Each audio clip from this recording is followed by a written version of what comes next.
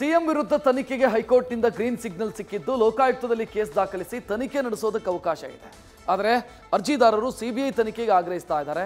ಇನ್ನು ಮೂಡ ಹಗರಣದ ಬಗ್ಗೆ ನಿರ್ಭೀತಿಯಿಂದ ಮೊದಲ ಬಾರಿ ಸುದ್ದಿ ಮಾಡಿದ್ದ ನ್ಯೂಸ್ ಫಸ್ಟ್ ವರದಿಗಾರಿಕೆಗೂ ಕೂಡ ಅಭಿನಂದನೆ ವ್ಯಕ್ತವಾಗ್ತಾ ಇದೆ.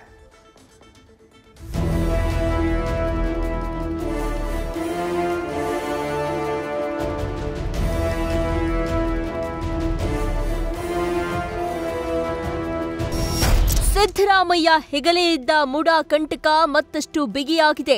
ಹೈಕೋರ್ಟ್ ಸಿಎಂ ವಿರುದ್ಧದ ಮುಡಾ ಪ್ರಕರಣ ತನಿಖೆಗೆ ತೀರ್ಪು ನೀಡಿದ್ದು, ಮುಡಾ ಕೇಸ್ನಲ್ಲಿ ಸಿಬಿಐ ಎಂಟ್ರಿಯಾಗುವ ಸಾಧ್ಯತೆಯೂ ಹೆಚ್ಚಾಗಿದೆ. ಲೋಕಾಯುಕ್ತದಲ್ಲಿ ಕೇಸ್ ದಾಖಲಿಸಿ ತನಿಖೆಗೆ ಅವಕಾಶ. ಸಿಬಿಐ ತನಿಖೆಗೆ ಹೈಕೋರ್ಟ್ಗೆ ಅರ್ಜಿ ಸಲ್ಲಿಸಲು ಸಜ್ಜು. ಸಿಎಂ ವಿರುದ್ಧ ತನಿಖೆಗೆ ಹೈಕೋರ್ಟ್ ಗ್ರೀನ್ ಸಿಗ್ನಲ್ ಹಿನ್ನೆಲೆ ಸಿದ್ದರಾಮಯ್ಯ ವಿರುದ್ಧ ಪ್ರಕರಣ ದಾಖಲಾಗುತ್ತೆ.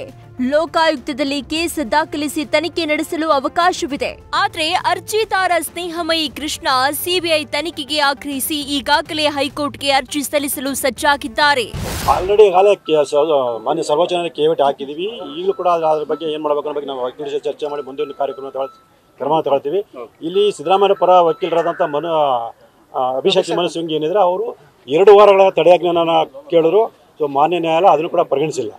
ಯಾಕಂದರೆ ನಾನೇ ಮಾಡೋ ಆದೇಶಕ್ಕೆ ನಾನೇ ತಡೆಯಾಜ್ಞೆ ನೀಡಕ್ಕೆ ಬರಲ್ಲ ಅಂತೇಳಿ ಮಾನ್ಯ ನ್ಯಾಯಮೂರ್ತಿಗಳ ಅಭಿಪ್ರಾಯ ಆಗಿತ್ತು. ನಾವು ಖಾಸಗಿ ದೂರ ಅರ್ಜಿಯಲ್ಲಿ ಸಿಬಿಐಗೆ ಕೊಡಬೇಕು ಅಂತ ನಾವು ಮನವಿ ಮಾಡ್ಕೊಂಡಿದ್ವಿ. ಆದರೆ ಜನಪ್ರತಿನಿಧಿಗಳ ನ್ಯಾಯಾಲಯಕ್ಕೆ ಸಿಬಿಐ ಕೊಡೋಕ್ಕೆ ಅಧಿಕಾರ ಇಲ್ಲದ್ರೆ ಬಹುಶಃ ಅವರು ಲೋಕಾಯುಕ್ತಕ್ಕೆ ಆದೇಶ ಮಾಡಬಹುದು. ಅದು ಆದೇಶ ಆದ ನಂತರ ನಾವು ಮತ್ತೆ ಮಾನ್ಯ ನ್ಯಾಯಾಲಯಕ್ಕೆ ಒಂದು ರಿಟ್ ಅರ್ಜಿಯನ್ನು ಸಲ್ಲಿಸಿ ಈ ಪ್ರಕರಣ ಸಿಬಿಐ ಕೊಡಬೇಕು ಅನ್ನೋದು ಮನವಿನ ಮಾಡ್ಕೊಳ್ತೀವಿ. ಹೈಕೋರ್ಟ್ ತೀರ್ಪಿನಿಂದ ನನಗೆ ಸಂತೋಷವಾಗಿದೆ. ಈ ತೀರ್ಪು ಮುಂದೆ ಉದಾಹರಣೆ ಎಂದ ಅಬ್ರಹಾಂ. ಇದೇ ವೇಳೆ ಮತ್ತೊಬ್ಬ ಅರ್ಜಿದಾರ ಅಬ್ರಹಾಂ ಹೈಕೋರ್ಟ್ ತೀರ್ಪಿನಿಂದ ನನಗೆ ಸಂತೋಷವಾಗಿದೆ ಅಂತ ಹೇಳಿದ್ದಾರೆ. ಅಲ್ಲದೆ ಭ್ರಷ್ಟಾಚಾರದ ವಿರುದ್ಧ ಕಾನೂನನ್ನ ಎತ್ತಿ ಹಿಡಿಯೋಕೆ ಈ ತೀರ್ಪು ಮುಂದೆ ಉದಾಹರಣೆ ಅಂತ ಹೇಳಿದ್ರು. ಈ ಇಶ್ಯೂ ಅಂತ ಡಿಫ್ರೆಂಟ್ ಇಶ್ಯೂಸ್ ಆಗಿ ನಾವು ಬೇರ್ಪಡಿಸಿ ನಾವು ಹಾಕಿದ್ವಿ. ಅದನ್ನ ಅದೇ ಸಿಸ್ಟಮ್ ಅಲ್ಲಿ ಬಂದಿದೆ ಅನ್ನೋದು ನಮ್ಗೆ ಭಾರಿ ಸಂತೋಷ ಆಗ್ತದೆ. ಇಟ್ ಇಸ್ ಅ ಮೆಟಿಕ್ಯುಲಸ್ಲಿ ಅದೇನು ಹೇಳೋದು, ಕುಲಂಕುಷವಾಗಿ ಅದನ್ನ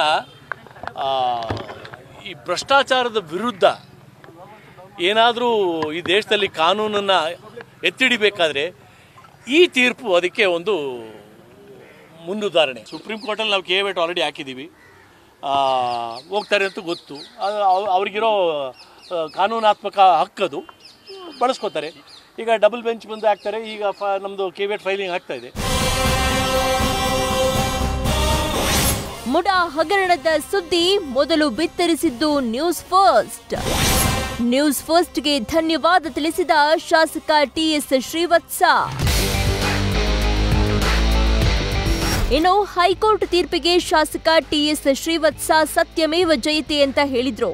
ಅಲ್ಲದೆ ಸಿದ್ದರಾಮಯ್ಯ ರಾಜೀನಾಮೆ ಕೊಡ್ತಾರೆ, ಕೊಡದೇ ಇದ್ರೂ ಹೈಕಮಾಂಡ್ ರಾಜೀನಾಮೆ ಪಡೆಯುತ್ತೆ ಅಂತ ಅಂದ್ರು. ಇದೇ ವೇಳೆ ಮುಡಾ ಹಗರಣ ಪ್ರಕರಣದ ಬಗ್ಗೆ ನಿರ್ಭೀತಿಯಿಂದ ಮೊದಲು ಸುದ್ದಿ ಮಾಡಿದ್ದು ನ್ಯೂಸ್ ಫಸ್ಟ್ ಅಂತ ಶಾಸಕ ಟಿಎಸ್ ಶ್ರೀವತ್ಸ ನ್ಯೂಸ್ ಫಸ್ಟ್ಗೆ ಧನ್ಯವಾದ ತಿಳಿಸಿದ್ರು. ಮೊದಲನೇ ಕೃತಜ್ಞತೆಯನ್ನು ನಿಮಗೆ ಸಲ್ಲಿಸಕ್ಕೆ ಬಯಸ್ತೀನಿ. ಎರಡನೇದು ಸತ್ಯಮೇವ ಜಯತೆ, ಸತ್ಯಕ್ಕೆ ಜಯ ಆಗಿದೆ. ರಾಜ್ಯಪಾಲರು ಎಲ್ಲ ಆಂಗಲ್ ಅಲ್ಲಿ ನೋಡಿದ ನಂತರ ಅವರು ಪ್ರಾಸಿಕ್ಯೂಷನ್ಗೆ ಅನುಮತಿಯನ್ನು ಅರ್ಜಿದಾರರಿಗೆ ದೂರುದಾರರಿಗೆ ಕೊಟ್ಟಿದ್ದು. ಇವತ್ತು 30 ಗಂಟೆಗಳ ಸತತ ವಾದ ವಿವಾದವನ್ನು ಆಲಿಸಿದ ನಂತರ ಹೈಕೋರ್ಟ್ ನ್ಯಾಯಾಧೀಶರು ಇವತ್ತು ಈ ತೀರ್ಪಿಗೆ ಬರೆದಿದ್ದಾರೆ. ಅಂದರೆ ರಾಜ್ಯಪಾಲರು ಏನು ತೆಗೆದುಕೊಂಡು ಹೋಗಿದ್ದಾರೆ ಆ ನಿಲುವು ಸರಿ ಇದೆ ಅಂತ ಹೇಳಿದ್ದಾರೆ. ಹಾಗಾಗಿ 30 ಗಂಟೆ ಕಾಲ ಚರ್ಚೆ ಆಗಿರುವ ಕಾರಣಕ್ಕೆ ಇವತ್ತು ಎಲ್ಲ ದಾಖಲೆಗಳು ಪರಿಶೀಲಿಸಿದ ನಂತರ ದಾಖಲೆಗಳು ಮಾತಾಡ್ತಿದೆ, ಮುಖ್ಯಮಂತ್ರಿಗಳು ತಪ್ಪು ಮಾಡಿದ್ದಾರೆ. ನಿಮ್ಮ ಚಾನಲ್ಗೆ ಅಭಿನಂದನೆಗಳನ್ನ ಸಲ್ಲಿಸ್ತೀನಿ. ಮೊದಲನೇ ರಿಯಾಕ್ಷನನ್ನು ಡಾಕ್ಯುಮೆಂಟನ್ನು ನಾನು ತೋರಿಸಿದ್ದೆ ನಿಮ್ಮ ಚಾನಲ್ಗೆ.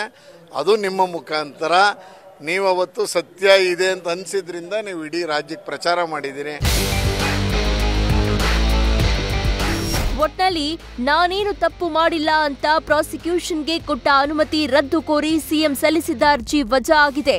ಸಿಬಿಐ ಅಥವಾ ಲೋಕಾಯುಕ್ತದಿಂದ ತನಿಖೆ ನಡೆಯುವ ಸಾಧ್ಯತೆ ಇದೆ. ಈ ನಡುವೆ ಲೋಕಾಯುಕ್ತದಲ್ಲಿ ಕೇಸ್ ದಾಖಲು ಮಾಡಲು ಸಿದ್ಧತೆ ನಡೆದಿದ್ದು ಮುಂದಿನ ಬೆಳವಣಿಗೆಗಳ ಮೇಲೆ ಕುತೂಹಲ ನೆಟ್ಟಿದೆ. ಬೆಂಗಳೂರಿನಿಂದ ಶಿವಕುಮಾರ್ ಜೊತೆ Ravi Pandavapura, news first Mysuru. News first ನಿರ್ಭೀತಿಯಿಂದ ನಿಮ್ಮ ಪರವಾಗಿ.